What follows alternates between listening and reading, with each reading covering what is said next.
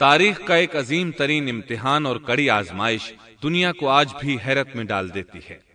کون ہے جو بیٹے کو ذبح کرنے پر تیار ہو جائے، خاص طور پر اس صورت میں جب اولاد بھی اکلوتی ہو، جس کی وجہ سے 86 سال کے بعد آنگن میں بہار آئی ہو۔ پھر اس کی قربانی کا بھی واضح حکم نہیں دیا گیا تھا، اشارتاً خواب میں رہنمائی کی گئی تھی۔ آپ کہہ سکتے تھے یہ قتل اور سنگین جرم ہے، کہہ سکتے تھے اپنے بیٹے کو کس جرم میں قتل کروں، لیکن آپ نے بغیر کسی تعامل کے سر تسلیم خم کر دیا اور اس عظیم امتحان میں کامیاب ہوئے۔ اللہ فرماتے ہیں وَإِبْرَاهِيمَ الَّذِي وَفَّى، اور ابراہیم وہ ہیں جنہوں نے وفاداری کی۔ اس آیت میں یہ نہیں بتایا گیا کہ کس چیز میں وفاداری کی، اس لیے کہ وہ تو ہر معاملے میں مکمل طور پر وفاداری کا مظاہرہ کر چکے تھے۔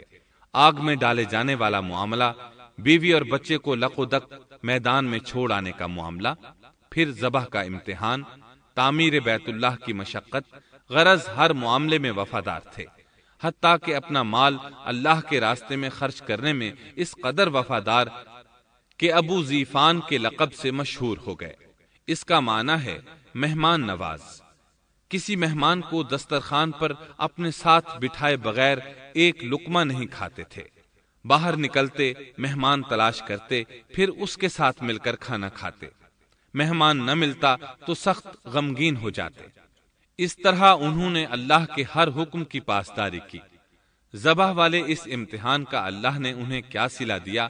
اللہ فرماتے ہیں وَفَدَيْنَاهُ بِذِبْحٍ عَظِيمٍ، ہم نے اسے عظیم ذبیحے کا بدلہ عطا کیا۔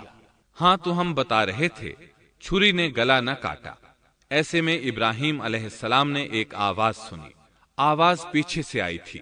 انہوں نے مڑ کر دیکھا، جبریل علیہ السلام نظر آئے۔ وہ آسمان سے ایک مینڈھا لے کر آئے تھے، دنیا کے مینڈھوں میں سے نہیں بلکہ جنت کا مینڈھا لائے تھے۔ سیدنا عبداللہ بن عباس رضی اللہ عنہما سے روایت ہے کہ وہ مینڈھا جنت میں 40 سال تک چرتا رہا۔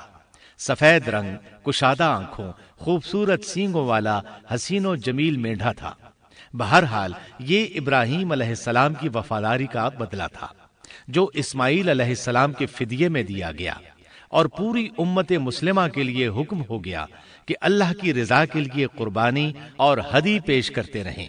کعبے کے پاس حرم الہی میں ہر سال یہ سنت ادا کی جاتی ہے، اور ان کے ساتھ ساتھ پوری زمین کے تمام خطوں پر بسنے والے مسلمان بھی اس عظیم فرمانبرداری کی علامت کے طور پر قربانیاں پیش کرتے ہیں۔ مینڈھے کے ذکر کا مطلب یہ ہے کہ ہم سنت ابراہیمی پر گامزن ہو جائیں۔ یہ مینڈھا ہمیں اللہ کے لیے قربانی کا سبق دیتا ہے۔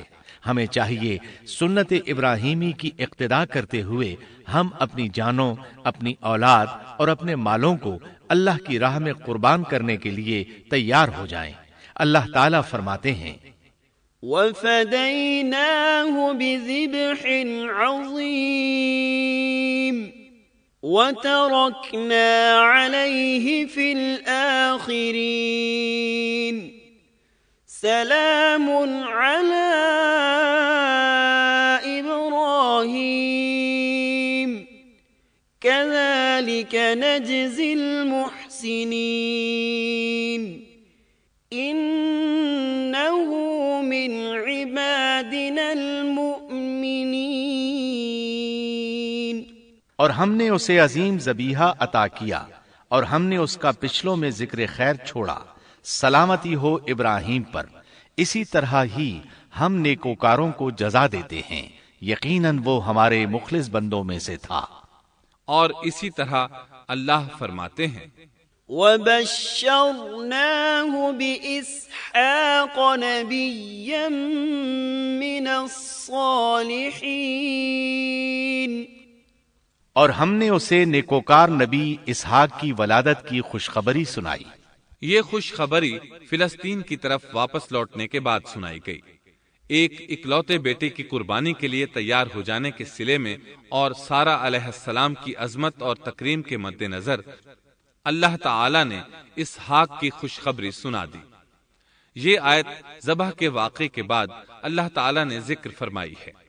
اس لیے معلوم ہوا پچھلی آیات میں اسحاق کے علاوہ کسی اور بیٹے کا ذکر ہوا ہے اور وہ اسماعیل علیہ السلام ہی تھے، جبکہ یہودی روایات میں اسحاق علیہ السلام کو ذبیح قرار دیا جاتا ہے۔ یہ بالکل غلط ہے۔ ذبح کے واقعے کے بعد اسحاق علیہ السلام کی بشارت مل رہی ہے، پھر بھلا وہ پیدا ہونے سے پہلے ہی ذبیح کیسے بن گئے؟ اس لیے یہ قطعی بات ہے کہ اسماعیل علیہ السلام ہی ذبیح ہیں۔ اس کے کئی اور بھی دلائل ہیں جن کے ذکر کرنے کا یہاں موقع نہیں۔ بہرحال اس عظیم آزمائش میں بے مثال کامیابی کے بعد ابراہیم علیہ السلام فلسطین آئے اور 120 سال کی عمر میں اسحاق علیہ السلام کی بشارت ملی، جبکہ سارہ علیہ السلام کی عمر 90 سال تھی۔ ان پر بڑھاپا طاری ہو چکا تھا۔ ایسے میں 3 فرشتے آئے۔ وہ تو قوم لوط کی تباہی کے لیے آئے تھے۔ راستے میں اللہ کے حکم سے ابراہیم علیہ السلام اور ان کی اہلیہ سارہ کو خوشخبری سنائی، اور اس غرض کے لیے وہ انسانی شکل میں آئے تھے۔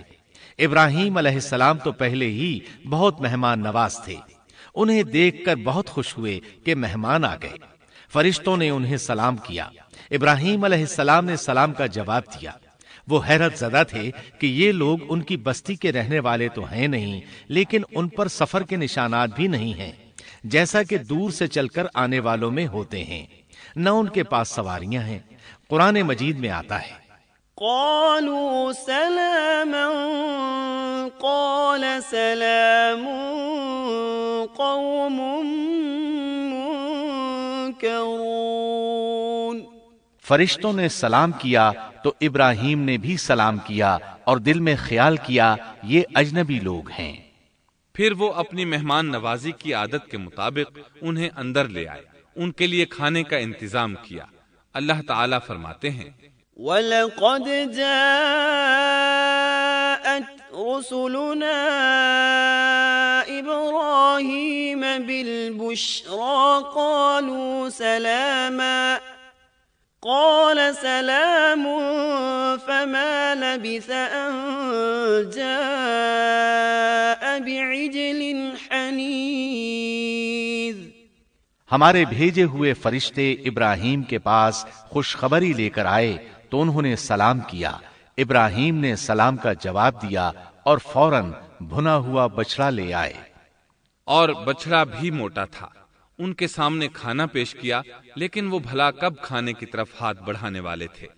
یہ دیکھ کر ابراہیم علیہ السلام نے خوف محسوس کیا کہ کہیں یہ دشمن نہ ہو۔ اس وقت فرشتوں نے کہا، قالوا لا تخف إنا أرسلنا إلى قوم لوط۔ ابراہیم نہ ڈر، ہم تو قوم لوط کی طرف بھیجے گئے ہیں۔ جب انہوں نے یہ باتیں کی تو سارہ علیہ السلام پاس کھڑی تھیں۔ وہ ہنسنے لگی۔ وہ خوش خبری سے پہلے کیوں ہنس پڑی؟ علماء اس بارے میں کہتے ہیں کہ جب انہوں نے سنا یہ فرشتے لوط علیہ السلام کی بستی کو تباہ کرنے جا رہے ہیں تو ان کے خاتمے کی خبر سن کر وہ ہنستی۔ اس کے بعد فرشتوں نے یہ خوشخبری سنائی۔ فبشرناها بإسحاق ومن وراء إسحاق يعقوب۔ ہم نے اسے اسحاق کی پیدائش کی خوشخبری دی اور اسحاق کے بعد یعقوب پوتے کی بھی خوشخبری دی۔ بہت جلد ہی ہم اسحاق سے تیری ویران گود کو آباد کریں گے، اور تو اپنی زندگی میں اس کے بیٹے یعقوب کو بھی دیکھ لے گی۔ اب 3 بشارتیں جمع ہو گئیں۔ بیٹا پیدا ہوگا، لمبی عمر ملے گی یعنی بیٹا جوان ہوگا، اور پھر وہ اپنے پوتے کو بھی دیکھے گی۔ اس سے بڑھ کر کیا عزت اور تکریم ہو سکتی ہے؟ اس لیے جب نبی کریم صلی اللہ علیہ وسلم سے پوچھا گیا کریم یعنی عزت والا کون ہے، تو آپ نے فرمایا کریم بن کریم بن کریم بن کریم، یعنی یوسف بن یعقوب بن اسحاق بن ابراہیم علیہ السلام۔ مطلب یہ کہ نبی بن نبی بن نبی بن نبی۔ یہ یوسف علیہ السلام کی شان ہے کہ خود بھی کریم، باپ بھی کریم، دادا بھی کریم اور پردادا بھی کریم۔ اس سے بڑھ کر عزت افزائی کیا ہو سکتی ہے؟ بہرحال فرشتوں نے انہیں خوشخبری دی۔ وبشروه بغلام علیم. پھر انہوں نے ابراہیم کو ایک صاحب علم لڑکے کی بشارت دی. خوشخبری سن کر سیدہ سارہ حیران ہوئی. مارے حیرت کے منہ سے ہلکی سی چیخ نکل گئی. انہوں نے اپنے رخسار پر ہاتھ مارا جیسا کہ عورتوں کی عادت ہوتی ہے. کہنے لگی ہائے افسوس، کیا میں بچہ جنوں گی حالانکہ میں بانجھ ہوں اور میرے خاوند بوڑھے ہیں. یہ تو حیرت کی بات ہے. ایک دوسری جگہ اللہ تعالیٰ نے یہ الفاظ فرمائے. کہنے لگی میں بوڑھی اور بانجھ ہوں، بھلا میں بچے کو کیسے جنم دوں گی؟ اس پر فرشتوں نے کہا تو اللہ کے حکم پر تعجب کرتی ہے. اے اہل بیت، یہ تو اللہ کی تم پر رحمت اور برکت ہے. وہ بہت بزرگ اور قابل تعریف ہے. دوسری آیت میں ہے انہوں نے کہا اسی طرح تیرے رب نے فیصلہ کیا ہے اور ہمیں کہا ہے، یقیناً وہ بہت حکمت والا ہے اور علم رکھنے والا ہے. یہ تھی اسحاق علیہ السلام کی ولادت کی خوشخبری. ابراہیم علیہ السلام مکے میں سیدنا اسماعیل علیہ السلام سے ملنے کے لیے آتے رہتے تھے. ایک روز آئے تو ان سے کہا اے میرے بیٹے، اللہ تعالیٰ نے مجھے حکم دیا ہے کہ اس مقام پر اللہ کا گھر تعمیر کرنا. اسماعیل علیہ السلام نے فوراً کہا میں حاضر ہوں. اس طرح انہوں نے کھدائی شروع کی. ایسے میں انہیں شیش علیہ السلام کی تعمیر کے آثار نظر آئے. انہوں نے اس پر تعمیر شروع کر دی. ایک روایت میں یہ بھی ہے کہ انہوں نے فرشتوں والی بنیادوں کے آثار بھی دیکھے. نبی کریم صلی اللہ علیہ وسلم کی جوانی کے دنوں میں جب مکے کے قریش نے کعبے کی تعمیر نئے سرے سے کی تو انہوں نے اس کی بنیادوں کو گہرا کرنا چاہا. وہ کھدائی کرتے ان سبز پتھروں تک پہنچ گئے جو پہاڑوں کی چوٹیوں کی طرح نظر آ رہے تھے. انہوں نے ان پتھروں کو نکالنا چاہا. ایک شخص نے کدال کے ذریعے ایک پتھر کو باہر نکالا تو اس کے نیچے سے اتنا نور نکلنے لگا کہ قریب تھا وہ شخص اندھا ہو جاتا. پھر پتھر خود بخود نیچے جا گرا اور اپنی جگہ پر جم گیا. اس کے بعد لوگوں نے ان پتھروں کو ہاتھ نہ لگایا اور تعمیر شروع کر دی. قرآن مجید میں تعمیر کعبہ اور بیت اللہ کا تذکرہ اس طرح آیا ہے. وَإِذْ بَوَّأْنَا لِإِبْرَاهِيمَ مَكَانَ الْبَيْتِ أَلَّا تُشْرِكْ بِي شَيْئًا وَطَهِّرْ بَيْتِيَ لِلطَّائِفِينَ وَالْقَائِمِينَ وَالرُّكَّعِ السُّجُودِ. اور جب ہم نے بیت اللہ کے مکان میں ابراہیم کو جگہ دی اور فرمایا کہ میرے ساتھ شرک نہ کرنا اور میرے گھر کو طواف، قیام اور رکوع و سجود کرنے والوں کے لیے پاک رکھنا.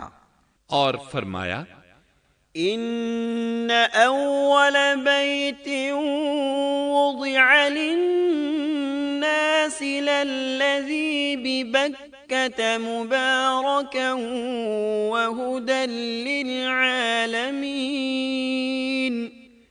فیہ آیات بینات مقام ابراہیم ومن دخلہ کان آمنا. بے شک لوگوں کے لیے جو پہلا گھر تعمیر کیا گیا ہے وہ مکہ میں ہے. وہ جہان والوں کے لیے برکت اور ہدایت کا ذریعہ ہے. اس میں واضح نشانیاں ہیں، مثلا مقام ابراہیم.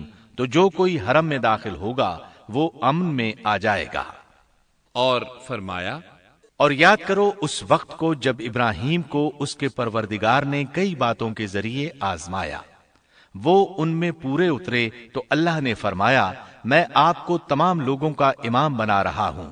ابراہیم نے کہا اے میرے رب میری اولاد میں سے بھی امام بنائیے. جواب میں اللہ نے فرمایا میرا امامت کا وعدہ ظالم لوگوں کے لیے نہیں ہے. اور اس وقت کو یاد کرو جب ہم نے بیت اللہ کو ثواب اور امن کی جگہ بنا دیا اور لوگوں نے مقام ابراہیم کو جائے نماز بنا لیا. ہم نے ابراہیم کو حکم دیا کہ میرے گھر کو طواف، اعتکاف، رکوع اور سجود کے لیے پاک رکھو. اور وہ وقت بھی یاد رکھو جب ابراہیم نے دعا کی اے پروردگار اس شہر کو امن والا بنا دے اور اس کے مومن بندوں کو پھلوں کا رزق عطا کر. اللہ تعالیٰ نے فرمایا میں کافروں کو بھی تھوڑا فائدہ دوں گا، پھر انہیں آگ کے عذاب کی طرف بے بس کر دوں گا، یہ پہنچنے کی جگہ بری ہے۔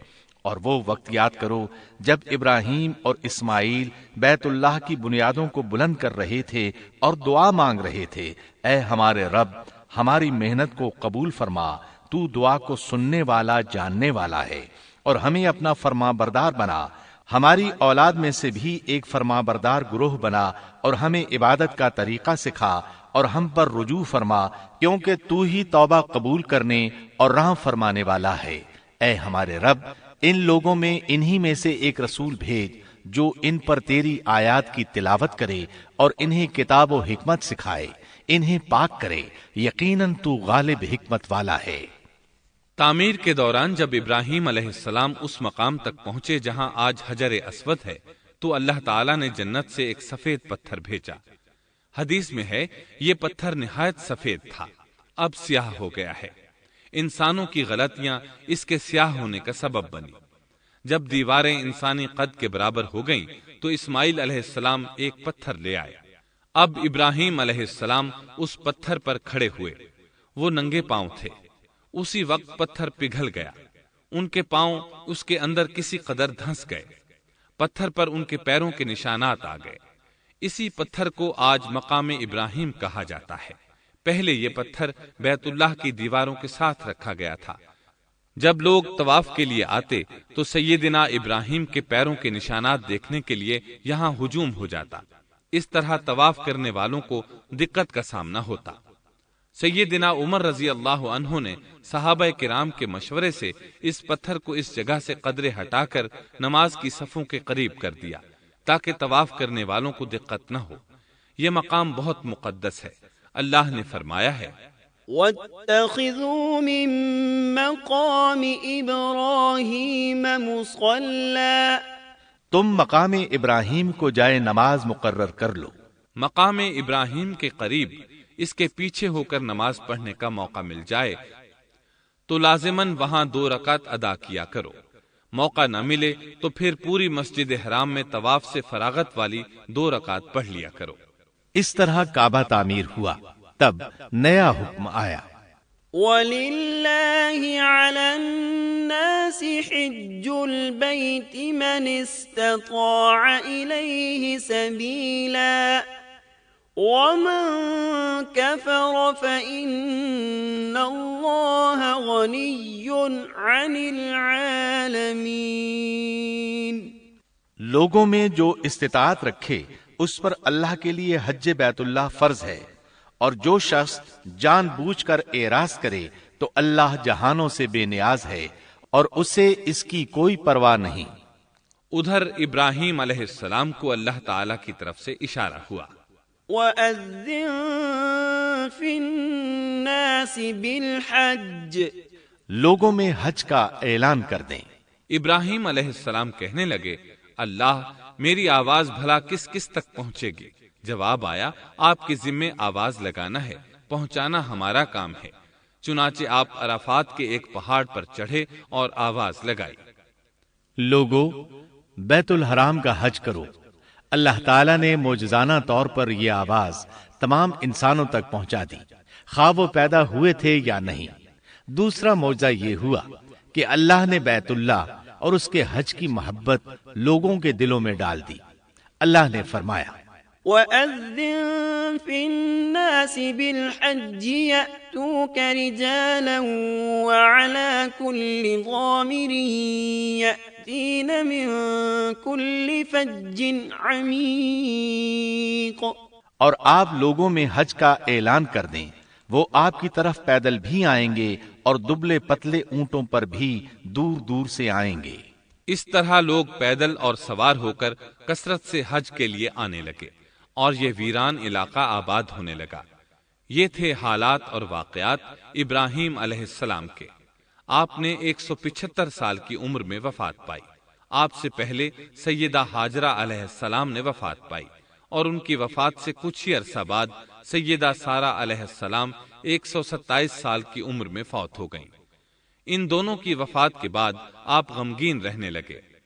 آخر اتنی مدت تک ساتھ رہا تھا، آپ خلیل الرحمان تھے، آپ پر صحیفے بھی نازل ہوئے، آپ اللہ کے بے حد شکر گزار تھے۔ محترم سامعین، ابھی آپ دارالسلام اسٹوڈیو لاہور پاکستان سے قصص الانبیاء کا 7واں حصہ امن والا گھر سن رہے تھے۔ قصص الانبیاء کے 8ویں حصے بدترین لوگ میں آپ یہ سنیں گے: سیدنا لوط علیہ السلام کا نام و نسب اور قرآن مجید میں آپ کا تذکرہ، بستی صدوم کہاں واقع ہے اور اہل صدوم کس بھیانک جرم کے مرتکب تھے، سیدنا لوط علیہ السلام کی قوم کو واعظ و نصیحت اور قوم کا فحاشی و عریانی پر اصرار، قوم کے اصرار گناہ پر سیدنا لوط علیہ السلام کی اللہ تعالی سے فریاد، سیدنا لوط علیہ السلام کے مہمان اور قوم کا کردار، اللہ تعالی کی طرف سے سیدنا لوط علیہ السلام اور اہل ایمان کو بستی صدوم چھوڑنے کا حکم، اہل صدوم کن کن عذابوں سے دوچار ہوئے، مفصل و جامع تذکرہ۔